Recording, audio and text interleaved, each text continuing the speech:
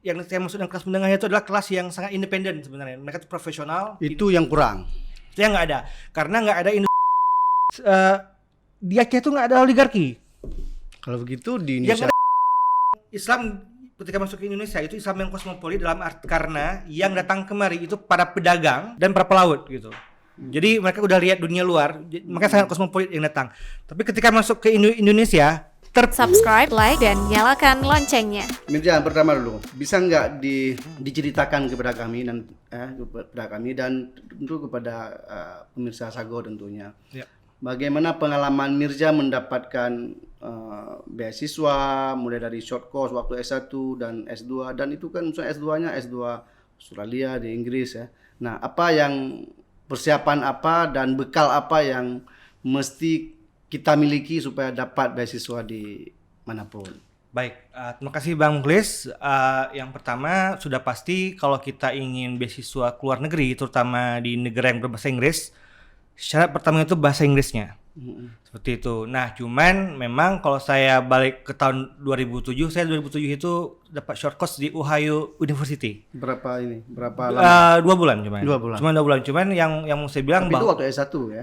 masih S1 gitu kan. Dan cuman yang mau saya bilang bahwa saya bukan orang yang pintar sekali bahasa Inggris sebenarnya. Jadi yang pertama itu asal Anda punya motivasi yang kuat pasti bisa. Nah, tahun itu kan tahun lagi heboh-hebohnya novel Laskar Pelangi, Bang. Oh ya. Jadi imajinasi kami ya, apalagi dan Aceh gitu ya. Maksudnya itu lihat Andai Rata tuh keluar negeri keren kayak gitu kan. Keluar dari pegawai. Dari tempat dia Ya, sekolah betul. gitu kan. Jadi ada semacam motivasi kayak keren loh bahasa Inggris gitu. Bahwa anak Belitung yang kayak gitu bisa loh. Seperti itu. Saya kan anak guru lah bisa dibilang gitu kan. Bukan yang privilege sekali. Bahasa Inggris saya juga pas-pasan sebenarnya. Jadi saat itu ada beberapa teman yang udah dapat beasiswa short course juga ke luar negeri. Saya kepingin seperti mereka kayak gitu. Jadi persyaratan di semua beasiswa itu kan sebenarnya mereka investasi dalam bentuk pendidikan. Nah, mereka ingin setelah kita pulang itu ada perubahan yang bisa kita buat seperti itu. Nah, jadi kalau misalnya ditanya apa, yang pertama itu adalah bahasa Inggris, yang kedua adalah pengalaman organisasi. Kan untuk selama kita belum berangkat. sebelum kita berangkat, karena kan mereka ingin ketika kita pulang kita bisa jadi agent of change lah. Ada ya Kita suatu. bisa berkontribusi di lembaga atau apa. Betul sekali. Nah, yang mau saya bilang adalah pengalaman yang menarik di situ karena saya nggak pinter bahasa Inggris, tapi saya harus lulus TOEFL gitu. Gitu kan. Berapa TOEFL-nya? TOEFL diminta saat itu 480, saya cuma dapat 450. Jadi 30 kurang gitu kan. Tapi tetap bisa berangkat. Nggak bisa karena belum sampai. Oh, Tapi yang saya lakukan kemudian adalah sebulan itu saya nggak paksa diri, Bang, nggak Nggak kemana-mana. belajar aja setiap hari dengar bahasa Inggris gitu kan, dipaksa habis gitu. Dan situ saya bisa belajar bahwa paling susah bahasa Inggris itu kalau kita punya pikiran bahasa Inggris itu sulit. Kalau sulit mental block aja gitu. Sudah ada mindset duluan. Betul. Kita nggak bisa gitu ya. Betul, abang betul karena abang pakar pendidikan kan. Tapi itu yang terjadi sama saya gitu kan. Jadi motivasi yang kuat, kemudian belajar bahasa Inggris. Yang ketiga organisasi. Jadi itu untuk yang di short course. Nah pulang dari sana, saya kan bahasa Inggris. Jadi pulang dari sana saya merasa bahwa memang passion saya itu memang bukan jadi guru. Dengan segala hormat kepada alumni FKIP juga gitu kan. Kadang waktu saya walaupun kuliah di FKIP. Kuliah di FKIP. Iya. Kuliah di FKIP kan. Cuman kan bagi orang yang kita kan Betul. orang konflik, Bang. Betul. Kepingin tahu gimana politik itu gimana. Saya tahun 2005 itu FISIP belum ada. Nggak ada FISIP di Unsia, nggak ada FISIP di UIN kayak gitu kan. Kemudian waktu saya sempat di UIN juga sebentar. Saya pernah ke Pasca Sarjana di Pusaka Pasca Sarjana UIN. Saya baca buku judulnya Tragedi Raja Midas karangan Profesor Komarudin Hidayat. Itu yang kasih kata pengantar Profesor Dawam Raharjo. Ada kalimat yang menarik di situ bahwa Fahri Ali, orang Aceh juga, dia itu rupanya tarbiyah bahasa Inggris. Iya. Tapi dia kan ngomongin sosiologi, ngomongin sosial gitu kan. Saya mikir keren juga kawan nih gitu kan. Iya.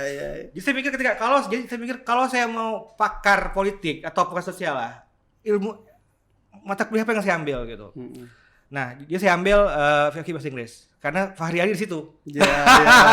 Jadi inspiratornya sebenarnya Fahri Ali. Karena Doa Raja bilang, saya heran orang-orang kayak Fahri Ali ini ngomongin agama tapi nggak pernah ngutip ayat dan backgroundnya itu tarbiyah gitu. Keren juga kawan nih gitu kan. Berarti kan bisa. Jadi saya ambilnya situ. Nah, selama di FK bahasa Inggris itu saya sangat aktif di organisasi. Aktif sekali. Bahkan lebih aktif di organisasi ketimbang di kuliahnya gitu. Di situ, jadi makanya saya bisa lompat dari FK bahasa Inggris ke public policy S2-nya.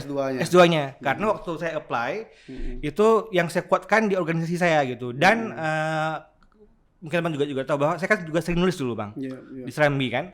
Dan yang saya nulis itu nggak pernah ngomongin topik pendidikan, sosial, politik seperti itu. Jadi itu yang membuat juga bisa lulus sebenarnya. Jadi waktu wawancara saya dapat beasiswa di Australian Award itu dibilang gini, kamu nih FKIP, kamu ambil public policy, kok bisa gini? Kata dia. Itu wawancara kan grogi juga kita bilang gitu kan. Apa jawabnya?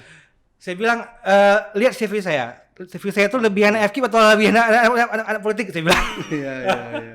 Jadi cuma itu aja. Akhirnya karena saya juga kerja di LSM yang bergerak di bidang politik juga sosial gitu ya. Itu juga bisa membuat saya dapat beasiswa. Jadi CV itu penting dalam artian bahasa Inggris sudah pasti. Yang kedua adalah background kita. Pengalaman. Jadi karena itu organisasi gitu. Dan itu kan tidak harus organisasi besar. Oh, enggak mesti. Komunitas juga bisa. Juga bisa. Jadi yang jelas kontribusi kita apa seperti itu kan. Dan beruntungnya saya juga saat itu saya kuat di tulisan. Jadi menulis gitu kan. Jadi orang bisa lihat apa yang buat beasiswa juga tahu bahwa ini saya memang paham isu. Karena kan orang bisa lihat dari tulisan saya gitu. Itu yang S2 yang di Melbourne, yang di Essex juga sama, Bang. Jadi sama. Jadi pertimbangannya itu juga. Pertimbangan dari beasiswanya itu. Jadi kan kalau Chevening dan Australian Award itu memang mencari leader. Dua yang mereka cari. Ada orang yang punya leadership, kepemimpinan, yang kedua jaringan. Jadi karena kebetulan, jadi ketika kita apply beasiswa itu ya kita tunjukin bahwa kita tuh memang punya jaringan, punya jaringan dan punya pengalaman lah untuk menjadi leader. Walaupun itu hal yang kecil Bang, nggak mesti jadi ketua KNPI, nggak mesti jadi ketua apa gitu kan, hal kecil aja gitu. Nah, kalau Mirja sponsor beasiswanya itu kampusnya atau ada misalnya gimana? Negara Bang. Kalau misalnya yang di Melbourne, jadi negara. Jadi Australian Award itu memang beasiswa dari pemerintah Australianya. Oke. Kalau Essex sama beasiswa Chevening dari pemerintah Inggrisnya. Jadi saya habisin pajak orang asing Bang. Bukan. Kalau untuk para sekolah itu tantangan untuk mendapatkan beasiswa itu yang mana yang paling melelahkan misalnya? Tantangan itu ngisi formnya Bang. Karena bayangin Australia Award tuh katakanlah ada ratusan orang yang apply. Pertanyaannya kok bisa orang tuh mau baca punya kita? Jadi memang betul. Setiap kali kalau saya coaching orang lain, saya bilang kalimat pertama itu paling penting. Kalimat pertama waktu dia wawancara atau di essay itu. Di essay itu. Okay. Karena kan Anda bayangkan Abang jadi betul. Ya orang yang seleksi ada segini aplikasi. Kalau Anda detail kali itu nggak mungkin. Betul. Lihatnya pasti kalimat pertama. Pertamanya apa? Lembaran pertama. Pertama aja dulu. Kemudian jangan terlalu aku ingin mengubah dunia. Betul. Atau aku ingin bahagia gitu. Harus realistis.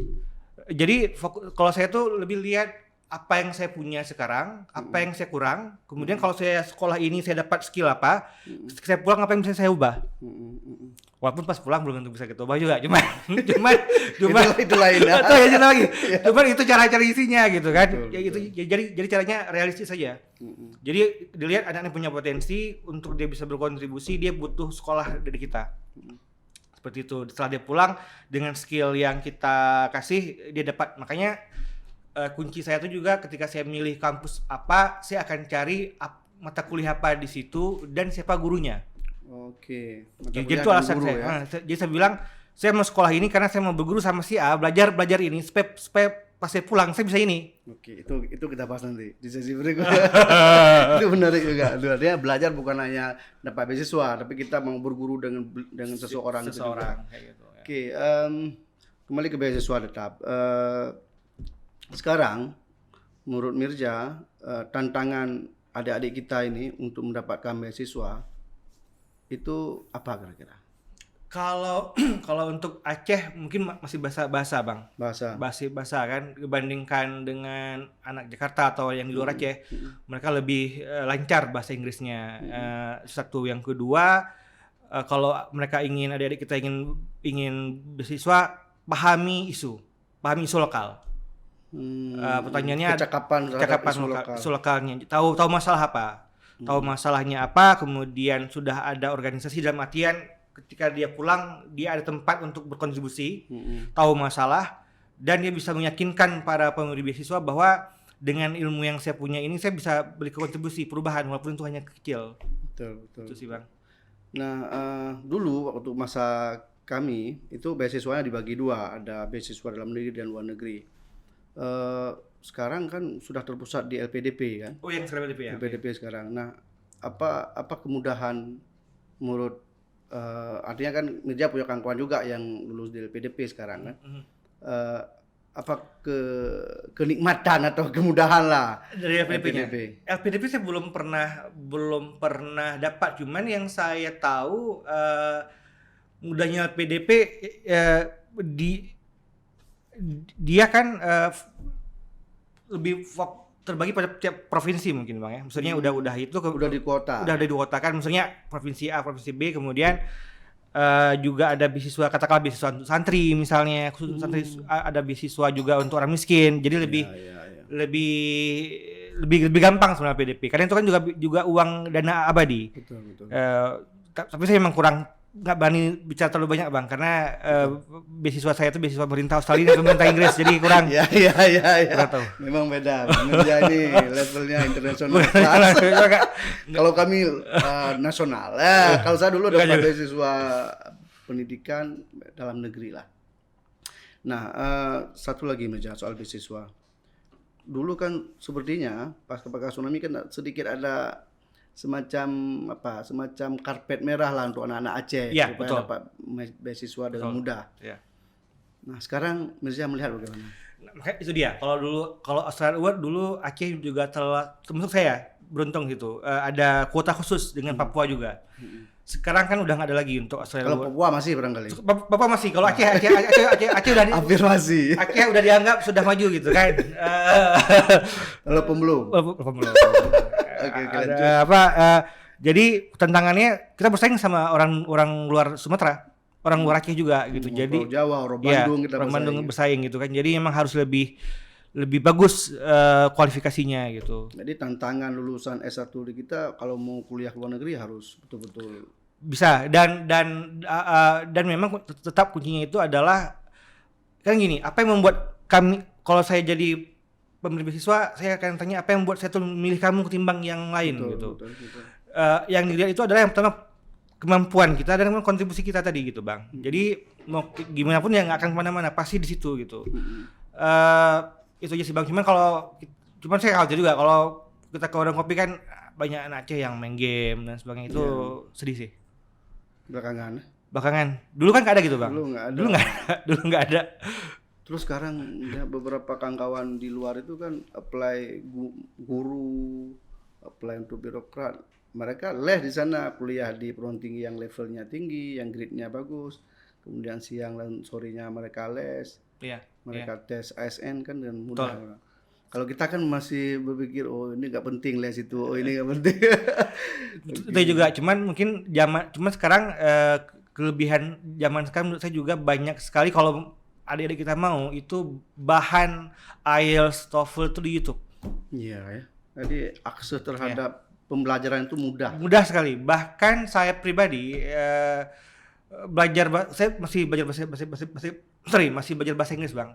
Itu via YouTube saya sekarang. Jadi YouTube itu banyak sekali materi kalau kita mau kan. Tapi bisa juga mau lihat yang lain bisa juga. Cuman tergantung kitanya sih Bang. Gitu. Jadi ya satu sisi memang kayak Bang bilang, kok dulu kan yang ikut les itu kan hanya orang-orang yang ada uang. Betul. Sekarang kan nggak mesti. Betul. Anda bisa via YouTube gitu. Betul.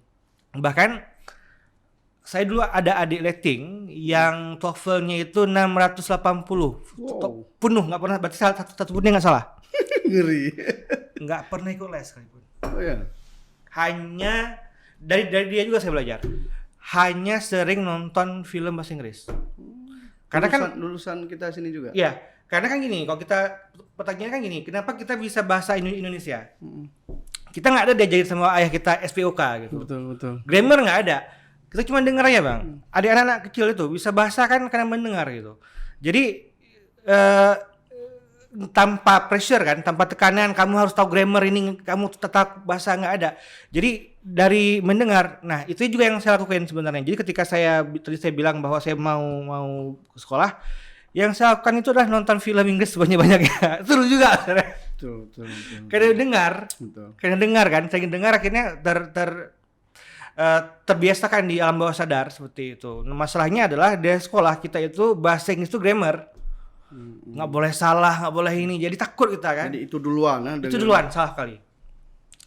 Makanya orang pesantren kan juga langsung praktis kan. Bahasa itu kan praktis sebenarnya. Kayak anak-anak kita kan udah mulai rame juga ke Pari belakangan kan belajar bahasa Inggris. Betul. Karena jadi itu sih Bang, kalau saya sarankan sama mereka daripada main game nggak jelas, mendingan dengar podcast bahasa Inggris. Bisa bahasa Inggris ya? Iya, bisa BBC. Kami rencana mau melahirkan program podcast bahasa Inggris juga. Ya tadi. Let's do that. I can be speaker if you want. Oke, Mirja. Oke. Kedua, kita beralih ke kajian Mirja. Kami kajian di Melbourne, Australia dan Essex Inggris. Di Melbourne dulu. Fokus kajian di Melbourne apa? Kebijakan publik. Yang publik. Apa yang Politik kebijakan publik sering. Ya. Oke. Apa bisa nggak dibagi beberapa hal yang menarik lah untuk kami? Oke, yang menarik ya. Yang pertama yang lucu dulu Bang. Sebenarnya saya jadi kan mikir karena Melbourne itu maaf kalau agak narsis nomor 1 di Australia, kami pergilah kampus terbaik lah gitu ya. Kami ke situ lah gitu. Ternyata waktu saya kuliah di sana, apa yang saya pelajari itu terlalu ideal. Kebijakan publik administrasi gitu kan. Tapi yang realita di Indonesia atau di tempat saya tinggal kayaknya nggak nyambung nih gitu kan. Nah, jadi ada kawan saya, dia itu pejabat elit lah di provinsi dia. Di provinsi dia. Dia bilang gini ke saya, "Mas Mirja, gimana kita ini salah pilih negara? Kenapa?" saya tanya gitu kan. Australia itu kan parlementer. Kita presidensial. Jadi secara sistem tuh beda seperti itu kan, dan secara sistem beda dan public policy juga pasti berbeda. Beda polanya gitu kan. Kemudian kan kita beranggapan bahwa sebelum ke sana beranggapan kalau belajar public policy pulang kemari kita bisa mengatakan semua kebijakan kayak tahu kali gitu. Enggak juga sebenarnya. Enggak juga gitu kan. Dan jadi waktu di situ itu jadi ada satu menarik kalimat Syed Farid Alatas. Farid Alatas yang di NUS Singapura ya. Dia bilang gini, kalau kita belajar public policy ini negara-negara maju, itu kan mereka mengandaikan para birokrat atau masyarakatnya itu masyarakat yang rasional. Misal policy brief atau naskah akademik, seolah-olah kita tuh makhluk yang rasional, melihat masalah itu secara objektif, lalu cari solusi yang terbaik, lalu kita apply. Kan nggak terjadi itu di Indonesia. Kata dia gini, itu berlaku di negara-negara maju. Betul. Misalnya Australia itu kan negara yang katakanlah korupsinya itu udah minim, tidak ada predator anggaran dan sebagainya. Lalu masyarakatnya itu memang relatif rasional dalam melihat masalah gitu. Di Indonesia kan kata Syed Farid Alatas, kita lihat korupsi banyak sekali kata dia. Jadi sebenarnya kalau mau belajar ilmu pemerintahan, jangan ambil public policy atau jangan ambil public administrasi kata dia. Ambil kriminologi gitu. Itu bisa karena betul juga gitu. Nah, jadi tapi joke yang betul sih Bang, bahwa jadi ketika saya tahu bahwa ada begitu banyak gap, saya ambil mata kuliah yang diasuh oleh Vedya Radis. Beliau itu seorang Indonesianis yang terkenal dengan teori oligarki dia gitu kan. Jadi yang saya lakukan, jadi kan topik saya itu adalah political economy in Aceh post MOU Helsinki. Jadi saya ingin melihat bagaimana Aceh itu pasca MOU gitu kan, dengan pendekatan kelas. Nah, kalau kita baca Sigel, Rule of God, dia kan di situ dibilang, dia ngutip Snok juga sebenarnya. Ada 4 kelas di Aceh. Yang pertama Sultan, Sule Balang, ulama dengan petani. Pertanyaannya kemudian adalah apa yang terjadi di Aceh pasca MOU? Habis perang semua, kelas apa yang terbentuk gitu. Yang terjadi di Aceh itu kan kapital datang tapi tidak dalam proses industrialisasi. Dalam artian bantuan internasional datang gitu kan. Kemudian terbentuk kelas elit yang baru. Dari ekskombatan, kemudian juga ulama sebenarnya. Jadi tapi masalahnya adalah tidak terjadi industrialisasi, dalam artinya tidak ada kelas menengah. Jadi gini. Di Aceh itu kalau saya bilang, Fadili juga ngomong gini sih tentang Indonesia, kelasnya elit langsung rakyat gitu. Enggak ada kelas menengah. Ketika jadi kita tuh ada kelas berjuis, kelas elitnya ada, tapi berjuisnya itu disebut dengan petit bourgeois, artinya berjuis kecil yang uangnya itu tidak bisa mendirikan industri baru. Jadi kapital dia tuh nggak bisa buat industri, dia cuma bisa untuk dia aja, untuk berleha-leha ya, punya istri baru, rumah baru dan semuanya. Betul kan? Yes. Jadi uangnya tuh hanya untuk itu, dan dia nggak ada industri, nggak bisa gitu. Nah, ketika itu nggak terjadi, jadi ada kelas elit dan karena kita nggak ada industri, jadi kelas menengah nggak ada. Contoh kelas menengah tuh abang mungkin termasuk kelas menengah. Ada tapi sedikit sekali. Dan argumen saya adalah soal segala persoalan yang ada di Aceh karena kita tidak mengalami industrialisasi yang menciptakan kelas menengah. Industrialisasi itu dalam bentuk apa misalnya? Masyarakat yang terindustri, Bang. Jadi misalnya ada buku judulnya sangat bagus. The Origin of Democracy and Dictatorship karangan Barrington Moore. Itu sama saya semua dosen politik atau kalau saya jadi dosen itu wajib baca tuh semuanya. Jadi dia menjelaskan begini, kenapa revolusi terhadap feodalisme di Eropa itu menghasilkan rezim yang berbeda-beda. Di Eropa Barat itu menciptakan demokrasi, di Soviet itu, di Rusia menciptakan komunisme, di Eropa Timur menciptakan diktator. Kata dia gini, ketika ada revolusi terhadap feodal di Eropa Barat itu ada kelas berjuis, sehingga ada muncul demokrasi. Kalau di Eropa Timur nggak ada, Soviet nggak ada, makanya muncul diktator. Nah kita nggak ada kelas berjuis itu nggak ada. Jadi gini, bayangkan. Jadi kalau kasus itu, kalau untuk Aceh apa yang disebut? Makanya. Lanjut. Nah, jadi gini. Anda bayangkan, jadi apa yang disebut dengan industrialisasi bukan berarti ada industri kemari, tapi ada industri yang menyerap pekerja lokal, kerja di situ, kemudian ada perubahan kesadaran. Karena kan kalau ada industri itu, yang pertama orang mesti tahu sains dan teknologi, Bang. Ya, sirkulasi sumber daya. Jadi bekerjanya pun kan harus tahu sains, teknologi, dan jadi ada kesadaran yang lebih rasional. Sorry, minum dulu Bang. Selalu jangan. Sorry. Jadi kan ketika ada kelas menengah, jadi mereka nggak terikat sekali dengan tidak terikat sekali dengan negara karena mereka bekerja untuk perusahaan dan sebagainya. Jadi ketika orang itu udah nyaman kan mikir gini, hidup kita ini kayaknya gini-gini aja, mereka bisa mengubah lah hidupnya lebih nyaman gitu. Di Aceh nggak ada, sehingga nggak ada orang yang tidak ada kelas menengah yang katakanlah kayak Bang Mukhlis misalnya, Anda secara materi oke, kemudian ada waktu untuk baca buku, ada waktu untuk diskusi, ngomongin hal-hal yang abstrak seperti itu. Rakyat kecil nggak ada itu, nggak ada kemewaan itu gitu. Karena nggak ada kelas menengah, maka tidak ada kelas yang cukup menjadi oposisi elit. Yang ada rakyat kecil yang gampang sekali untuk diatur oleh elit gitu. Terutama kalau pakai patron klien. Kalau Edward Final kan mengatakan bahwa patron klien begitu kuat di Indonesia gitu kan. Ketika rakyat itu tidak kuat secara ekonomi, gampang sekali milih siapa gitu. Termasuk juga karena kita juga masih agraria, bukan industri, faktor karismatik itu terlalu kuat untuk lihat pemimpin. Makanya kalau mau menang pemilu, Anda pegang beberapa tungku dayah, menang gitu. Karena kan santri juga manut sama tungku dayahnya gitu. Nah, kalau masyarakat industri itu nggak mungkin seperti itu. Mereka rata-rata lebih rasional, nggak mesti bergantung pada pejabat. Misalnya akademisi ini nggak bisa terlalu kritis, karena kalau misalnya kritis bisa diganti dan sebagainya. Tapi kalau misalnya masyarakat yang sudah banyak sekali pilihan pekerjaan, kalau Anda mempercayai saya bisa di tempat lain. Jadi yang saya maksud dengan kelas menengah itu adalah kelas yang sangat independen sebenarnya. Mereka itu profesional. Itu yang kurang. Itu yang nggak ada, karena nggak ada industri di Aceh. Gagal. Nggak ada atau kurang? Kurang sekali. Bahkan misalnya dosen di kampus atau birokrat atau apa, atau ya pengusaha.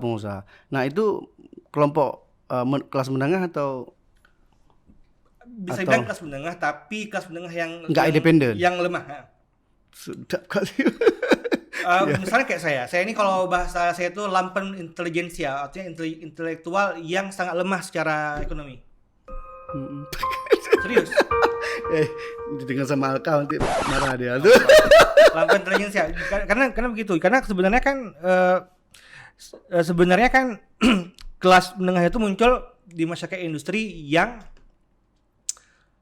akumulasi kapitalnya begitu besar, kemudian banyak pembagian kerja kan. Kalau jadi orang pun diserap bekerja seperti itu. Jadi setelah kita tetap bekerja, kita ada waktu luang untuk memikirkan masa depan kita. Ketika kita lihat negara ini nggak betul, kita bisa protes. Berarti kelas menengah yang tidak independen, artinya Yang ya kan? Kelas menengah yang tidak merdeka lah kita lihat. Kita. Berarti makanya elit itu sangat leluasa ya. betul. Karena nggak ada oponennya, nggak ada opposite-nya gitu. Itu kajian pasca MOU Helsinki 2000 berapa? Kajian itu 2000 berapa? 2000, saya kuliah 2017. 2017. Masih realistis? Sangat. Dengan 2023? Sangat kan, bahwa kan sampai sekarang kita lihat bahwa Aceh belum mengalami industrialisasi, kemudian juga bagaimana elit ini kan, karena elit ini muncul bukan dari industrialisasi, berarti kan pertanyaannya dari mana mereka dapat uang. Sementara jawabannya gampang sekali, dari sumber daya negara kan. Itu yang disebut sama Fidi sebagai predatory state capitalism kayak gitu, bahwa mereka tuh jadi predator sebenarnya dari uang anggaran sendiri. Karena Anda bayangin, Anda tuh punya rumah 4, istrinya banyak, hidup mewah, mau nggak mau Anda harus stay jadi di power itu kan, di jabatan itu, apapun ceritanya gitu. Karena Anda nggak punya perusahaan Anda gitu. Mau nggak mau ya gimana caranya ambil nyerap terus. Dan rakyat karena nggak ada kelas menengah, karena banyak sekali nggak tahu langsung bawah, dan mereka nggak tahu apa kan. Ataupun nggak tahu gimana cara menganalisanya gitu. Dan memang sangat sedih bahwa dalam kondisi seperti ini intelektual kampus banyak yang diam. Itulah karena nggak independen tadi kan, semuanya tergantung juga. Ya. Oke, itu satu hal menarik juga. Tapi kemudian Mirza, tidak ada sedikitnya, saya nggak bilang nggak ada Mirza, sedikitnya pada suatu daerah atau suatu negara, kelompok menengah itu akibat buruknya apa? Buruknya nggak ada kelas menengah. Yep. Kita mungkin saya akan ulang lagi, karena begitu sedikit atau begitu sedikit bisa dibilang tidak ada kelas yang cukup independen menjadi saingan kelas elit. Atau jadi gini Bang, kalau misalkan kelas menengah itu kan dia antara masyarakat yang bagus itu ada elitnya, kemudian kelas menengah banyak, kelas kecilnya dikit. Jadi yang besarnya itu di tengah-tengahnya gitu. Dia itu adalah antara rakyat kecil dengan elit, dia yang jadi penyambung sebenarnya. Kalau itu dikit, ini elit langsung rakyat, nggak ada penyambung atau nggak ada yang jadi oponen. Nggak gitu. bagus untuk sebuah negara. Semua negara terbelakang seperti itu. Oke, sebagai sebuah kajian tentu ada masukan, ada saran yang juga Mirza tawarkan. Apa yang Mirza tawarkan? industrialisasi Aceh. Konkretnya oke gini. Saya mengutip Fukuyama. Jadi di situ saya bilang bahwa karena kutipnya Fukuyama, Francis Fukuyama. Fukuyama. Dia kan bilang, ini masalah negara-negara berkembangnya apa dulu nih? Kaya alam, kaya uang, tapi kok miskin gitu. Kata dia kan jawabannya kan good governance nggak ada. Kemudian dia bertanya pendekatan apa yang cocok untuk membuat suatu negara berkembang ini bagus. Kata dia kalau di teori-teori buku-buku yang kita baca itu ada namanya teori insentif. Kalau dia birokrat ini bagus, kita kasih hadiah. Kalau enggak kita pecat gitu kan. Kata dia itu enggak berlaku kata dia. Yang paling bagus itu adalah pendekatan politik. Jadi kita butuh pemimpin emang. Kalau abang tanya apa ya konkretnya ya, butuh pemimpin yang tahu masalah dan ketika dia jadi elit baru, dia membersihkan pemerintah gitu. Tanya ini ada enggak yang berani? Karena itu kata Fukuyama, Bang. Jadi pendekatan Fukuyama ada melihat sisi ya, dia ada melihat sisi keberkahan sumber daya malah di beberapa daerah menjadi kutukan misalnya. Kalau misalnya yang jadi birokrat dan politisi itu orang-orang yang nggak amanah ya sama aja kayak gitu. Jadi karena sama dia gini kan, kita kan ngomong agensi berarti agen kan, ngomongin agen berarti kan ngomong aktor. Ya. Masalah di Aceh adalah aktornya berarti. Kalau jujur aja kita ngomong. Jadi kalau kata Fukuyama itu, Anda pilih tempatkan aktor yang bagus, yang dia itu berani untuk menghilangkan atau membersihkan pemerintah itu gitu, yang bersih-bersih itu. Dan itu akan berat sekali pasti, karena kan pasti ada perlawanan kan. Berat, karena kan kita sistem sistem negara kita juga kan nggak boleh spesialis satu daerah. Betul. Dan ini juga yang mungkin yang agak ironi kalau kita bandingkan dengan Orde Baru, Bang. Di Orde Baru kan ada Repelita. Kalau gubernur nggak bisa capai itu Repelita dipecat. Yeah. Bupati dipecat. Sekarang kan nggak bisa. Sekarang dipilih oleh rakyat. Biarkan rakyat. Maksudnya kalau rakyatnya itu bukan kelas menengah yang nggak tahu masalah, selesai. Saya cuma pintar TikTok aja, saya pintar ngomong sama rakyat, saya dipilih lagi walaupun saya korupsi, walaupun Aceh termiskin berkali-kali, nggak peduli. Kalau zaman dulu nggak selesai. Makanya kalau kita lihat di negara-negara Asia seperti China, Vietnam, itu nggak ada demokrasi. Singapura juga nggak ada demokrasi. Tapi nggak perform, selesai. Itu juga yang membuat kata Jeffrey Winters, Bang. Profesor di Northwestern University dibilang beda Indonesia dengan Cina. Di Cina tuh patron tuh ada, patron tuh ada. Tapi walaupun Anda anak siapa, kalau Anda nggak ada merit, kalau Anda nggak bisa perform, tendang juga gitu. Kalau kita nggak, kenapa nggak anak duluan gitu? Anak duluan, walaupun dia nggak perform nggak apa-apa kayak gitu. Kan itu sebenarnya kan budaya feodal sekali. Makanya masalah kali, Bang, kita tuh nggak ada kelas menengah. Karena kita tuh masih masyarakat agraria, jadi masyarakat masih feodal gitu. Iya ya. Jadi masukan Mirza industrialisasi. Ya. Bahkan saya mungkin tapi itu kan maksudnya ada peluang nggak kita memiliki industri dengan iklim, dengan suasana, dengan itu tugas pakar industri saya, politik gitu. Bahkan mungkin ini juga menarik. Di Sago kan juga sering ditanya kenapa dulu Aceh itu sangat multikultur. Sekarang udah nggak kosmopolit, sekarang udah nggak lagi. Ada penjelasan juga yang menarik dari Kunto Wijoyo. Dia mengatakan bahwa Islam ketika masuk ke Indonesia itu Islam yang kosmopolit dalam arti karena yang datang kemari itu para pedagang, para saudagar, dan para pelaut gitu. Jadi mereka udah lihat dunia luar, makanya sangat kosmopolit yang datang. Tapi ketika masuk ke Indonesia, terpetanikan bahasa dia, teragrariakan. Orang laut jadi petani. Iya, petani. Jadi kan kalau petani itu kan terikat sama tanah. Iya.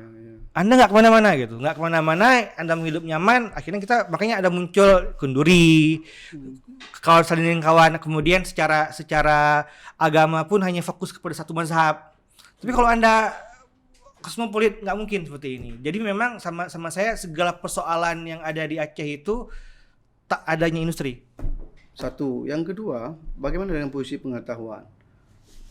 Artinya dulu spirit orang Aceh belajar itu kan bukan hanya jago internal. Dia kalau saya pernah baca beberapa pimpinan pesantren dulu Mirza, abad 18 19. itu rata-rata mereka pernah belajar keluar. Yap. Pernah belajar. Yap. Paling minimal ke Mekah, ke Thailand, Malaysia, Timur Tengah itu hampir dominan. Yap. Makanya jangan heran ada banyak tokoh-tokoh Aceh di Timur Tengah. Artinya kan spirit pengetahuannya tinggi.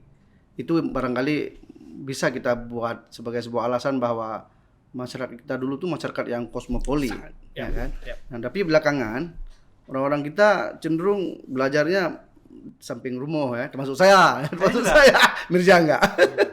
Nah, apa itu yang membuat cikal bakal kita enggak kosmopolit? Ya juga, ya betul. Jadi pengalaman itu penting sekali. Bahkan saya sempat diskusi juga sama beberapa teman di sini. Kalau bisa LPDP itu kan ada beasiswa santri, gunakan itu. Belajar ke Mesir, ke Amerika, ke Eropa, kemana aja gitu. Karena saya juga sedih bang. Misalnya kenapa misal pesantren kita tidak, daerah kita tidak semaju yang di Jawa misalnya. Itu juga sedih sih. Tapi sekarang udah mulai. Sekarang itu udah mulai. Cuman saya kalau saya sarankan memang di setiap daerah itu ada bahasa Inggrisnya. Ada bahasa Inggrisnya yang belajar, kemudian santri keluar gitu. Abang letting saya mata kuliah 1. Riza, Oke. Lulusan cuma lama kan. Riza Nurdin ya? Oke. Kau dengar tuh bang? S1 ke Mesir kan. Jadi alim ulama. S2 udah ke Australia. Udah mulai scholar sedikit. Kemudian S3 ke Jerman ya? Enggak, S2 Jerman. S2 Jerman. S3 Australia. S3 Australia, kemudian jadi researcher di Jepang. Oh. Itulah santri itu. Itu santri ya. Mirza, menarik nih. Kita dari Australia kita geser ke Inggris. Oke. Ke kajian Mirza di Essex University. Nah, di Essex itu apa kajiannya? Saya ambil Master Theory and Practice of Human Rights. Jadi saya ngomongin hak asasi manusia dari segi teori dan prakteknya, bang. Dan pertanyaannya kemudian adalah kenapa saya ambil Essex bukan yang lain gitu. Jadi kalau misalnya tadi di Melbourne itu saya tadi berguru sama Fedi Radis, pendekatannya itu neo-Marxis. Kelemahan pendekatan itu adalah dia terlalu fokus pada pendekatan kelas dan ekonomi. Kayak tadi kelas menengah tadi gitu ya. Nah, saya merasa kayaknya ini terlalu simple gitu. Ya, kajiannya di Aceh. Dan kerjaan di Aceh juga gitu kan. Dan jadi saya mikir secara teori saya butuh lebih kuat. Makanya saya ambil Essex. Essex itu terkenal ada namanya mazhab Essex dalam artian ideologi and discourse theory. Itu yang pendirinya itu Ernesto Laclau dan Chantal Mouffe. Dia itu terkenal dengan pendirian post-Marxisme. Jadi kalau di Australia itu neo-Marxis, di Inggrisnya itu post-Marxis. Jadi saya membayangkan genealogi kiri itu ada di saya. Iya. Ada di saya gitu. Jadi makanya jadi saya menggunakan teori kiri untuk memahami Aceh atau memahami Indonesia gitu. Tema yang diambil kemarin tuh, misalnya yang tesis maksudnya. Baik, jadi saat itu lagi heboh populisme satu, yang kedua adalah ada anggapan HAM itu tidak cocok dengan pemikiran Marx, pemikiran kiri. Karena gini bang, HAM itu kan mulai ada tahun 48 dan sekarang kita hidup di masa di mana 3 orang paling kaya di dunia itu uangnya itu lebih banyak ketimbang separuh lebihnya gitu. Berarti inequality atau kesenjangan ekonomi itu muncul ada di masa adanya rezim hak asasi manusia. Sudah. Iya kan? Iya. Yang kaya tapi ada rezim hak asasi manusia gitu. Nah, ada beberapa. Kalau sebelumnya enggak ada ya kayak gitu ya. Kalau sebelumnya kan karena perang, karena masih perang dan sebagainya, gapnya tuh nggak terlalu tinggi gitu kan. Nah, kemudian ada beberapa buku yang mengkritik hak asasi manusia, HAM itu sendiri. Misalnya kayak Samuel Moyn, dia itu dosen di Yale University, mengatakan not enough atau tidak cukup HAM itu. Jadi di Covenant Internasional Hak Ekonomi Sosial dan Budaya ada kalimat namanya sufficient doctrine atau doktrin ketercukupan. Artinya gini, kalau selama masyarakat itu cukup ekonominya secara dasar, nggak peduli orang sekaya apapun itu. Oke. Yang penting hidupnya dia terpenuhi. Jadi kalau misalnya hak-hak dasarnya terpenuhi, mau orang Bill Gates kaya gimana pun nggak masalah. Nah, dikritik sama beberapa akademisi kiri ini, mengatakan bahwa HAM itu nggak menyelesaikan masalah, karena ketika orang begitu kaya dia bisa buat partai sendiri, dia bisa buat media sendiri, dia bisa ngatur logaritma sosial media, diatur gitu kan. Nah, jadi tesis saya itu mendebat argumen ini kayak gitu, mendebat argumen itu bahwa sebenarnya populisme HAM itu bisa dipakai untuk mengurangi kesenjangan ekonomi dengan menguatkan hak ekosop tadi. Dan memang kalau kita lihat masalahnya memang di Indonesia termasuk di Aceh juga orang kan nggak terlalu peduli dengan hak ekonomi sosial dan budaya, lebih fokus pada hak sipil, politik kebebasan beragama, ngomongin soal pelanggaran berat di masa lalu, tapi soal orang nggak ada kerja, nggak ada rumah, bahkan kita beli air pun harus air putih pun harus beli. Di Jakarta orang hirup udara berpolusi, kan orang punya hak untuk hirup udara yang bersih seperti itu. Tapi khusus untuk kajian populisme itu kajiannya di mana? Jadi saat itu kan lagi heboh, bukan di Aceh.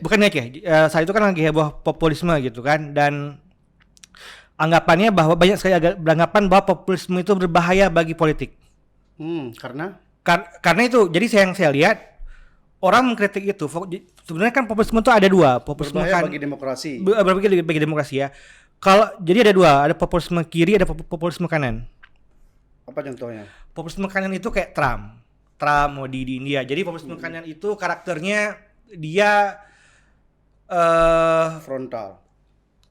Kalau di bahasa saya itu saya buat supremacy identity. Jadi kalau misalnya di India itu Hindu supremacy. Jadi satu kelas, satu golongan itu lebih tinggi ketimbang yang lain.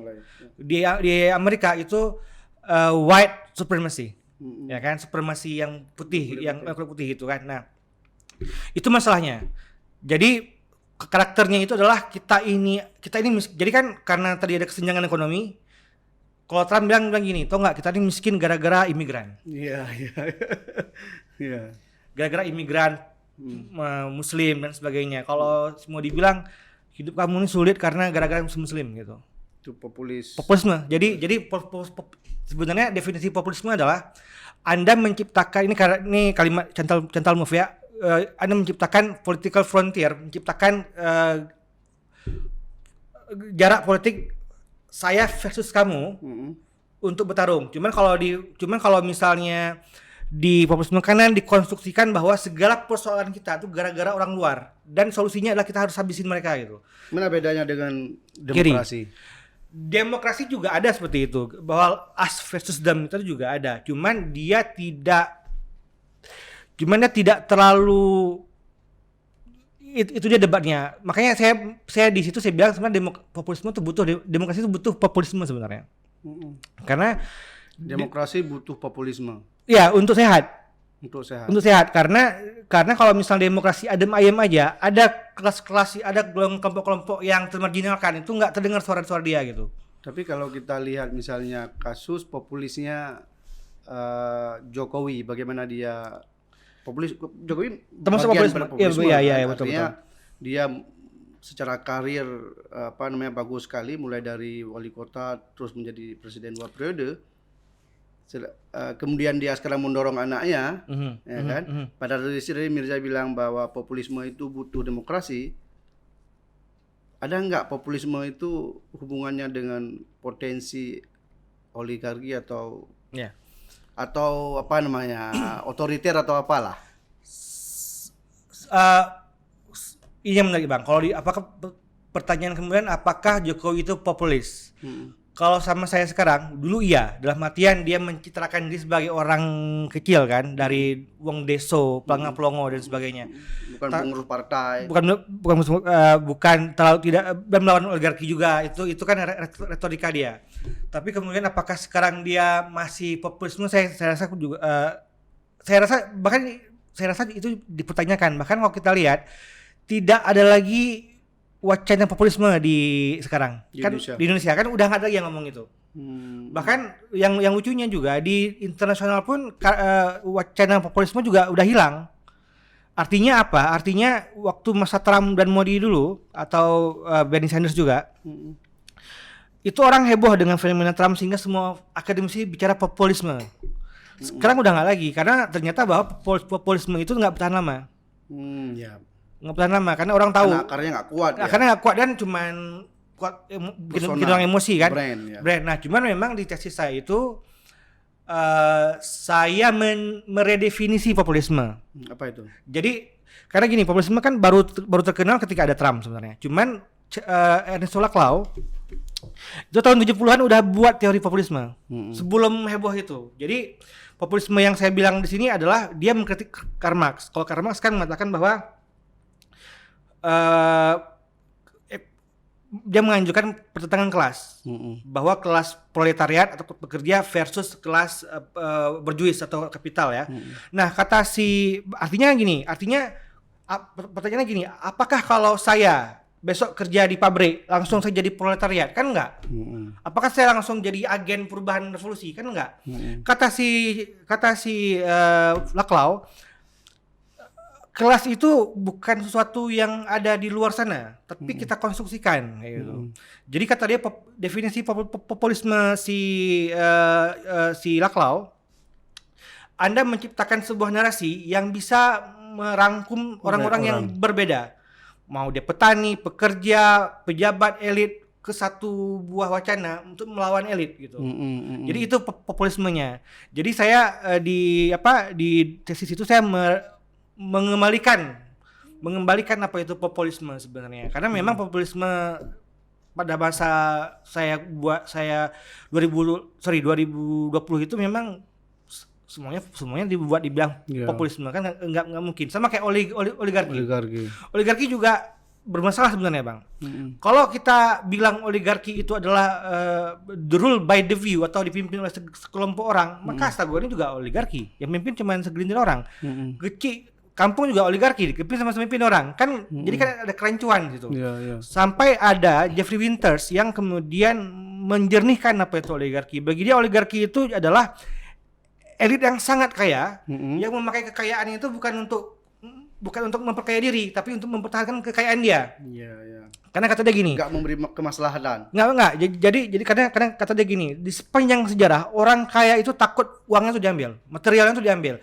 Jadi dia menggunakan kekayaan dia untuk mempertahankan kekayaannya, bukan mencari. Kalau kita nggak, makanya sama saya di Aceh itu nggak ada oligarki.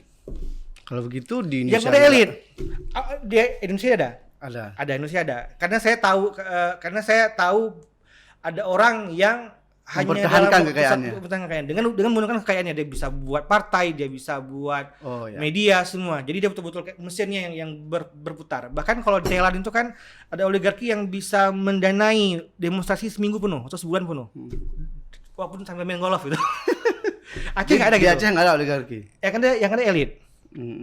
Kalau based on kalau definisi tadi, jangan ada elit. Jadi karena kita nggak ada oligarki, elit ini sebenarnya menggunakan posisi dia untuk menjadi oligarki mungkin ya. Jadi pakai uangnya dulu buat usaha dan sebagainya. Jadi karena sebenarnya oligarki itu muncul ketika ada industri sebenarnya, Bang. Oke Mirza, makasih. Ini udah luar biasa, ini udah panjang sekali diskusi kita dan sepertinya ini belum selesai. Kita harus lanjut diskusi berikutnya. Paling minimal dengan proposal S3-nya. Demikian rekan Zago diskusi kami dengan Mirza, lulusan dari Australia dan juga Inggris. Dan hari ini beliau di Banda Aceh. Kita akan undang beliau juga untuk sesi-sesi berikutnya. Thank you, Bang. Makasih Mirza. Thank you. Assalamualaikum warahmatullahi wabarakatuh. Waalaikumsalam warahmatullahi wabarakatuh. Terima kasih. Thank you. Jika video ini bermanfaat untuk Anda, silakan subscribe, like, dan nyalakan loncengnya.